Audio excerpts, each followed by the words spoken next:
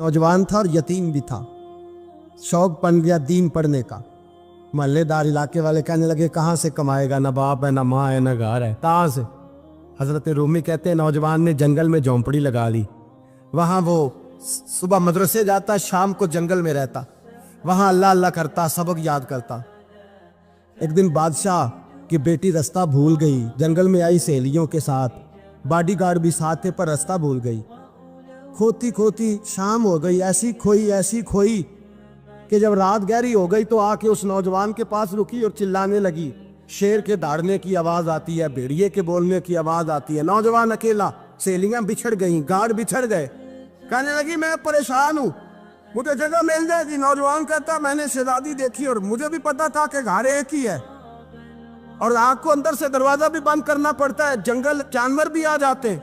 कहते मेरी छोटी सी कुटिया में, झोंपड़ी में वो आई, रो के कहने लगी सहारा कोई नहीं, अगर मैं पीछे निकलूंगी तो भेड़िए खा जाएगा। कहते मैंने उसे जगह दे दी। अकेली औरत, चिराग जल रहा है, सबक याद कर रहा हूँ। मेरे नबी पाक ने फरमाया जहाँ मर्द औरत अकेले हो तीसरा शैतान होता है। और शहजादी, वो बच्चा कहता है सबक याद करता रहा सारी रात। वो बच्ची को कहा सो जा, पर वो कहती है नींद मुझे भी कहाँ आई। ऐसे मौक़ों पर नींद, सारी रात सबक याद करता। थोड़ी थोड़ी देर के बाद चिराग जलता तो उस पर उंगली रखता, हाथ जलता तो पीछे खींचने, फिर दूसरी उंगली रखता, थोड़ी देर के बाद जलता तो खींचने, हाथ सारा जल गया। सुबह किरणें चमकी तो कहने लगा चल निकल जा, दौड़ जा, बस बड़ा सब्र का इम्तिहान हो गया, चली जा। शहजादी बाहर निकली, सिपाही ढूंढ रहे थे। बादशाह खुद जंगल में निकला हुआ था, मेरी बेटी मिल गई। बादशाह तन्हाई में जाके कहने लगा बेटा मैं दुनिया को बताऊंगा कि मेरी बेटी खोई नहीं थी, सिपाही साथ ही थे। ये बड़ा मुश्किल होता है, बेटी तो भूल के भी रात कहीं रह पड़े तो लोग जीने नहीं देते, तो बेटा मुश्किल हो जाएगा मेरे लिए। कहाँ थी? उसने कहा नेक नौजवान के पास। उसने कहा बेटा मैं तो तेरी बात मानूंगा पर दुनिया नहीं मानेगी। अगर उस नौजवान ने किसी को बता दिया कि तू उसके पास थी तो फिर लोग मेरा जीना मुहाल कर देंगे। बेटा मैं मर जाऊंगा, मेरी मजबूरी ये है कि वो कहीं राज ना उगल दे वो नौजवान, उसे कत्ल करना पड़ेगा। औरत ने मिन्नतें की, उस बेटी ने कहा मेरे मौसम को मारोगे, रोई। और वो कहने लगा मैं बादशाह, वो मेरा अपना वकार है, मैं उसको छोड़ नहीं सकता। गिरफ्तार कर लाए सिपाही। वक्त तय हो गया सजा का। अकेले कारकोशरी में रखा गया, जो उसके खास एतबार वाले थे उनकी ड्यूटी लगाई।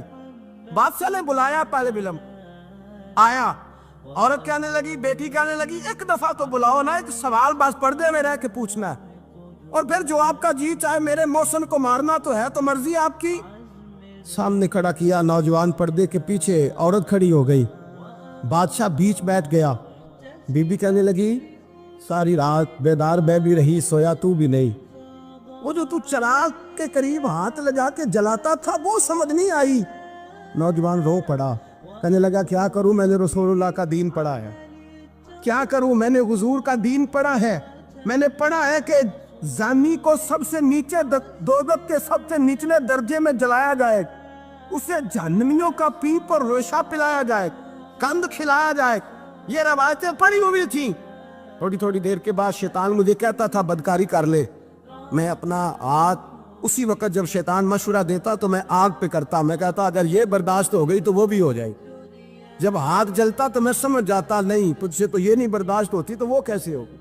फिर मुझे शैतान मशवरा देता कोई देख नहीं रहा तो बुलाने नहीं गया, खुद आई, मैं दूसरी उंगली लगा देता। मैंने हाथ जलाया और मैं समझ गया जब छोटे से चिराग की इतनी सी शमा की आग नहीं बर्दाश्त होती तो दोज़ख कैसे बर्दाश्त होगी।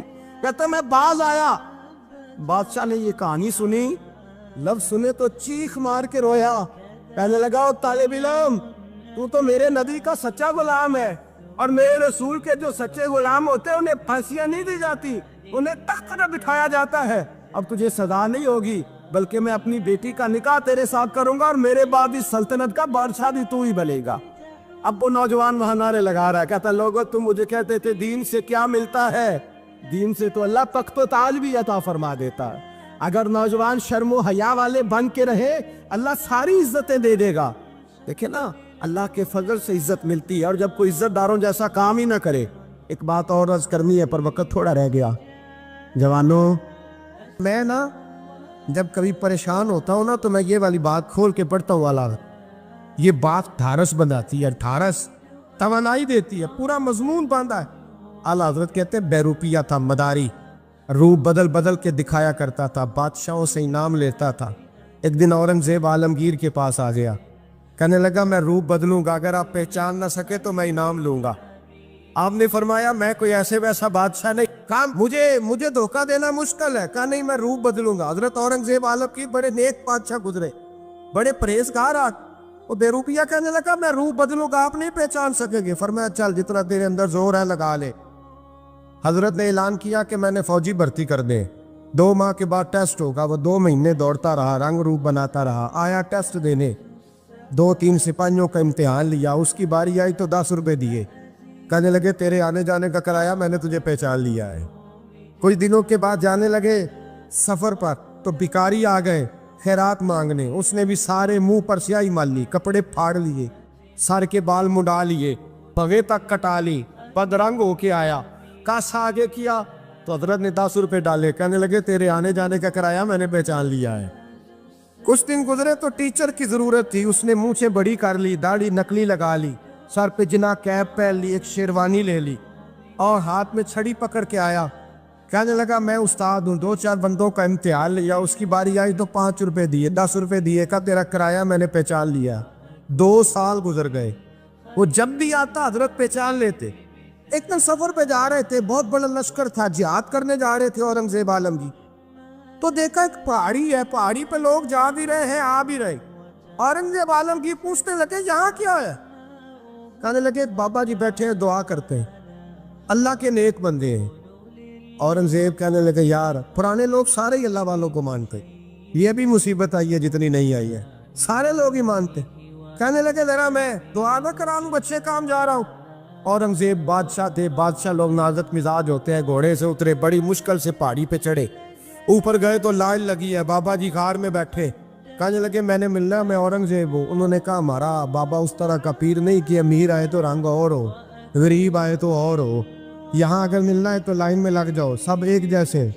اب لائن میں کھڑے ہو گئے, 50 آدمی آگے تھے, کہتے ہیں 51واں نمبر تھا. تھک گیا دھوپ میں کھڑا کھڑا. جب میں پہنچا غار کے دانے تو میں نے بابا جی کے چہرے پہ نظر ڈالی تو بڑا نورانی چہرہ, بڑی خوبصورت لب و لہجہ. میں نے کہا میرے جیسا آدمی بھی پگڑی باندھ لے تو اچھا لگنے لگ جاتا ہے, بڑا خوبصورت انداز. کہتے ہیں میں ان کے پاس اتحیات کی حالت میں بیٹھ گیا. میں نے کہا حضور میں جا رہا ہوں جہاد کرنے, دعا کرنا. بزرگوں نے ہاتھ اٹھائے, اللہ اس کی مدد فرما, دین کو غلبہ عطا فرما, اسے دین کا سچا پکا سپاہی بنا. پھر تھپکی دی, 2-4 نصیحتیں نکال ڈالی, دیکھنا ظلم نہ کرنا, زیادتی نہ کرنا, جب تو جیت کر نہ کرنا, غرور نہ کرنا, نصیحتیں بھی کر دی. کہتے ہیں اب جب میں اٹھا تو 2-4 دینار بطور نذرانہ مسلح کے نیچے رکھے, اور الٹے قدم جب میں غار سے اترا انہوں نے رومال جاڑا اور اٹھ کے کھڑے ہو گئے. کہنے لگے آج نہیں تو نے پہچانا, آج نہیں تو نے پہچانا, میرا ہی نام بنتا ہے, آج نہیں پہچانا, لا پیسے. اورنگزیب کہنے لگا یار تو نے حد کر دی, کہاں چڑھا کہاں کھڑا رہا, دھوپ میں تھک گیا, کمال کر دی بھائی تو نے. بتا تو کیا لے گا, اب تو جلدی بتا, وہ کتنے لوگ پیچھے دھوپ میں کھڑے ہیں, لشکر سارا کھڑا ہے, کیا لے گا؟ اس نے کہا سب سے قیمتی ہیرے وہ ہے جو تیرے سر کے تاج میں لگے ہوئے, مجھے تیرا تاج چاہیے. او بھائیو سننا اور یاد رکھنا, میرے اعلیٰ حضرت کہتے ہیں بادشاہ نے سر کے اوپر سے تاج اتارا, بہروپیے کے قدموں میں رکھا اور کہنے لگے یہ لے, اور یہ تو تیرا مانگنے پر میں نے دیا ہے نا, میں واپس آتا ہوں تو آنا میں اپنی مرضی سے بھی تجھے دوں گا. تو نے اورنگزیب جیسے بندے کو دھوکہ دیا, آنا میں اس وقت بھی دوں گا. وہ دے کر بس بات ختم ہو گئی, حد ہو گئی. دے کر کہتے ہیں جب میں پلٹا نا واپس, بہروپیے نے آواز دی بادشاہ ٹھہر جا. تو میں نے پلٹ کے دیکھا تو کہنے لگے یہ اپنا تاج لے جا, اٹھا اور لے جا. میں نے کہا 2 سال بیت گئے تجھے محنت کرتے, آج قابو آیا تو لے جاؤ. کہنے لگا لے جا, مسئلہ سمجھ میں آ گیا. میں نے کہا مجھے بھی تو سمجھانا. کہتے ہیں وہ پھوٹ پھوٹ کے رویا, اس کی آنکھیں برس پڑی, سیلاب کی طرح آنسو بہہ نکلے, تڑپا اور رو کے کہنے لگا بادشاہ میں نے جھوٹ موٹ رسول اللہ کی غلامی اختیار کی تھی, جھوٹ موٹ کی داڑھی, جھوٹ موٹ کی پگڑی, جھوٹ موٹ کا فقر, میں نے جھوٹ موٹ نبی پاک کا لباس پہنا ہے, تو تیرے جیسے بادشاہوں کے تاج میرے قدموں میں آ گئے ہیں. अगर मैं सचमुच रसूलुल्लाह का गुलाम बनूंगा तो अल्लाह क्या कुछ अता फरमाए, अल्लाह कितनी नेमतों से नवाजे। मेरे आला क्या फरमाते हैं, आला हज़रत फरमाते हैं फरिश्ते भी करते हैं ताज़ीम मेरी। कौन जी? अल्लाह। ऐसा अकीदा भी कम मिलेगा जो बरेली के इमाम का अकीदा है, ऐसा भी कम। कहते हैं फरिश्ते भी करते हैं ताज़ीम मेरी। क्यों? फरमाने लगे फिदा हो के उन पर ये इज्जत मिली। बगदाद के एक दरवेश आलिम थे, तो वो जब भी नमाज पढ़ाते ना तो किसी ताजर की 2 बीवियों के बारे में दुआ मांगते। तो जो है मेरी बात पर, नमाज पढ़ाते तो कहते अल्लाह उस ताजर की 2 बीवियों को अपनी खास रहमतें अता फरमा। एक दिन लोग उनके गिर्द इकट्ठे हो गए, कहने लगे बाबा जी बताएं तो सही वो बीवियां कौन थी जिनके लिए आप दुआ मांगते। तो फरमाने लगे मेरे शहर का एक ताजर था, बहुत बड़ा ताजर था, मालदार था पर बे औलाद था। उसे बगदाद से मुल्क शाम जाना पड़ता था तिजारत करने, और कई कई महीने उसे शाम के मुल्क में रहना पड़ता था। उसने इस तरह किया कि वहां भी एक शादी कर ली। तो जो है ना मेरी बात पर, क्या कर लिया उसने? दूसरी शादी करना मर्द के लिए जायज़ है, तीसरी करना भी, चौथी करना भी भैया के वक्त, मगर अगर इंसाफ कर सके तो। अगर चारों में हम ना आधा मसला सुनते हैं और आधा ही बयान करते हैं, अगर इंसाफ ना कर सके फिर उसके लिए 4 जायज़, फिर वो एक ही रखेगा। तो अजीज़ दोस्त, दूसरा निकाह कर लिया, शादी हो गई।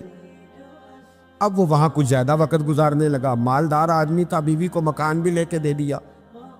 अब वो जरा देर से आता वापिस, और जब आता भी तो उसके वो वाले अंदाज ना होते जो पहले हुआ करते थे। अब बीवी से बड़ा जासूस भी कोई नहीं होता, उसको तो पहले पता चल जाता है कि माजरा क्या है, उसे बड़ी खबर होती है। तो उसने महसूस कर लिया कि बदले बदले से मेरी सरकार नज़र आते। वो कहने लगी अब के जब आता जाता है तो इसके हालात कुछ बदले बदले से हैं, माहौल कुछ और है। उसने एक बूढ़ा आदमी जो उसका अजीज भी था और समझदार भी था उसको तैयार किया। कहने लगी अब के जब मुल्क के शाम जाए ना तो इसका पीछा करना और खबर करना कि कहाँ रहता है, कहाँ जाता है, क्या करता है। वो बूढ़े बुजुर्ग जो थे वो खातून के कहने पर कुछ उसने किराया भी दिया। वो उस ताजर के पीछे गए और वापस आके खबर दी। कहने लगे कि ये तो 2-3 साल बीत गए, इसने वहाँ भी शादी की हुई है, तुझे बताया ही नहीं। बीवी बड़ी समझदार थी, हौसला मंद, जीरत, उसने शोर नहीं मचाया। उसने कहा कि मैं ना अब जब आएगा ना तो तरीके से बात करूंगी और पूछूंगी कि ऐसा क्यों किया। और ये भी उसने आके बताया कि अगर तेरे साथ निकाह के बाद उसे औलाद नहीं मिली तो औलाद वहां भी कोई नहीं, कि मुकम्मल तफसीलात। अब जब इस दफा खामंद आया तो आते ही वो बीमार हो गया, कमजोर होने लगा। अब खातून ने मुनासिब नहीं समझा कि आते ही धड़ाम से मैं उसके सर पर ये बुत ये छोड़ दूं कि तूने निकाह किया हुआ है और मुझे बताया नहीं। वो जरा तसल्ली में रही, कुछ वो बीमार था, हौसला रखा, खिदमत करती रही। कुछ दिन गुजरे तो वो ताजर इंतकाल कर गया, फौत हो गया। अब राज खुल न सका, इद्दत गुजारी, और जब सारा माल जमा किया ना तो अशरफियों की बोरियां भर गई। सारा माल उस बीबी का, 4 बोरियों में अशरफियां, 4। यहां तो पेट का दोज़ख है, माज़ अल्लाह, भरता ही नहीं। हाल मिन मजीद, हाल मिन मजीद। वो जो कहते थे ना कि बस बाहर चला जाऊं और बाहर मैं कुछ थोड़े से पैसे कमा के 2-3 साल में लौट आऊंगा, फिर यहाँ आके कोई कारोबार करूंगा, वो गए हैं तो वापस नहीं आए। वो जो कहते थे ना बस मैंने इतना सा कारोबार करना है कि मकान बन जाए, उन्होंने 4 मकान भी बना लिए हैं, लेकिन ब्रेक हल में मजीद की दौड़ है। अब 4 बोरियां उस औरत ने छुपाए रखी। कोई बंदा नहीं जानता बगदाद में कि मुल्क के शाम में ताजर की दूसरी बीवी भी है। जब वो फारिग हुई तो उसने उस बूढ़े जासूस को फिर बुलाया और 2 बोरियां ऊंट पे रखी, खुद भी साथ बैठी और मुल्क के शाम गई। अल्लाह अकबर। वो बुजुर्ग कहते हैं मैं ऐसे नहीं दुआ करता। उसको जाके कहने लगी मैं अकेली वारिस नहीं हूँ, आधे की वारिस तू भी है। मैं अकेली वारिस नहीं, ये तक़सीम विरासत है, आधी की वारिस तू भी है। तो रख अपने पैसे, मुझे पता है उसने निकाह किया था पर मुझे बताया नहीं था, तो रख अपने पैसे, मैं तुझे दे रही हूँ, आधे तेरे हैं आधे मेरे हैं। उसने नजर उठाई तो रो पड़ी, कहने लगी नहीं अब ये सारे तेरे ही हैं, اگر تو اللہ سے ڈرتی ہے تو میں بھی رب سے ڈرتی ہوں، اگر تو مصطفیٰ کریم کا کلمہ پڑھتی ہے تو میں بھی اسی نبی کی ماننے والی ہوں۔ کہا بات کیا ہے، میرا کیوں ہے سارا؟ تو وہ خاتون کہنے لگی وہ 2 سال 3 سال سے میرے ساتھ نکاح تھا اور اس نے بتایا تھا مجھے کہ میری بیوی بھی ہے، اور میں غریب تھی تو میرے والدین کو بھی بتایا تھا کہ میری دوسری شادی ہے۔ یہ مکان اس نے مجھے لے کے دیا تھا، میرے تمام اخراجات وہ پورے کرتا تھا، نان و نفقہ کا خیال رکھتا تھا، لیکن اب کہ جب وہ آیا تو وہ بیمار تھا۔ اس نے مجھے بتایا کہ مجھے طبیب نے بتایا ہے کہ میں شدید بیمار ہوں، شاید بچ نہ سکوں۔ تو کہنے لگی وہ مجھے کئی لاکھ روپے بھی دے گیا اور جاتے دفعہ مجھے طلاق بھی دے گیا، فارغ کر گیا۔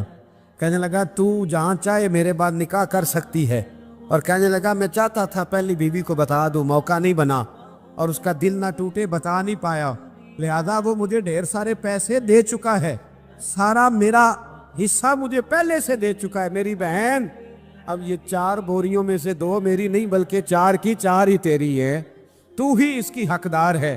تو بزرگ کہتے ہیں مجھے بتاؤ جن کے اندر اس قسم کے تقوی کی جھلک ہو ان کے لیے ہر نماز کے بعد دعا مانگنی چاہیے کہ نہیں مانگنی چاہیے؟ حضرت عمر کے زمانے میں ایک نوجوان تھا، نیک تھا، مسجد جایا کرتا تھا رات کو۔ تو مسجد جا رہا تھا تو رستے میں ایک عورت نے دعوت گناہ دی، ابن عساکر نے اس کو لکھا ہے۔ تو نوجوان تھا، خواہشات تھی، کچھ طبیعت مائل ہو گئی، ابھی ادھر جا ہی رہا تھا کہ کسی نے آیت پڑھ دی والی من خاف مقام ربی جنتان، جو رب کے سامنے کھڑے ہونے سے ڈرے گا اللہ 2 جنتیں دے گا۔ واقعی ڈر گیا، وہ واقعی ڈر گیا، اتنا ڈرا کہ بے ہوش ہو کے گر پڑا۔ بیماری سے لوگ بے ہوش ہوتے ہیں، پیسے ڈوب گئے بے ہوش ہوتے ہیں، بچے کے غم میں بے ہوش ہوتے ہیں۔ سچ بتاؤ کبھی خوف خدا سے بھی بے ہوش ہوتا کوئی دیکھا ہے؟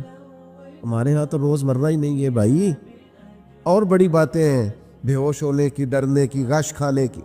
بے ہوش ہو کے گر پڑا، بوڑھے باپ کو کسی نے بتایا بچہ بے ہوش پڑا ہے، اٹھا کے گھر لائے، گھر لا کے کہا بیٹا کیا ہوا؟ نوجوان ہے، چڑھتی جوانی ہے پر پاکیزہ بڑی ہے۔